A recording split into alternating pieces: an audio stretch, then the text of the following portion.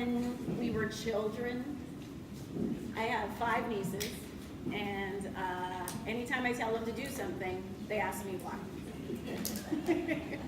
Do you remember that? Do you remember being that kid and being like, somebody tells you to do something, and you're like, why? And you're just like, well, because, and you have to go into these explanations, or you can do like I do with my nieces, I'm like, because I said so.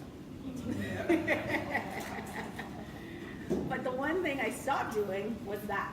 When my nieces kept asking me why, I started answering their questions. And the more that I answered their questions, the more that I had to think about it. And I'm like, well, why? Yeah, why do we do that? So, main thing for me that I want you to take away from this is start asking why. Why does this hurt? Okay? Once you ask why, what can I do about this? Right?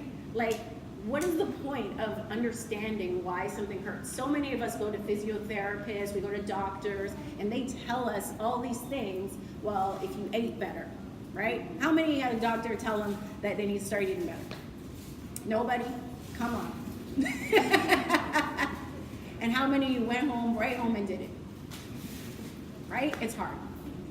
Just because something's hard doesn't mean that you shouldn't do it. Sometimes you have to take baby steps. We live in a society right now where everything is instant gratification, where it's just like the amount of people that come to me as a trainer and just are just like, I want to lose 10 pounds by tomorrow.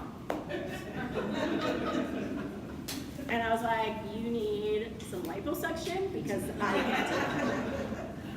And if I'm gonna do something, then do it. You know what I mean? Make that decision.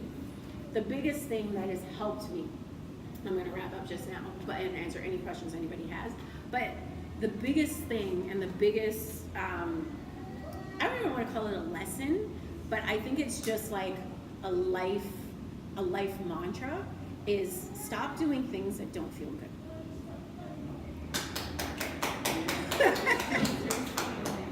Right? There's like so many things in our lives that we do just because we've been doing it, right? Why? Because we didn't ask why. We just did it.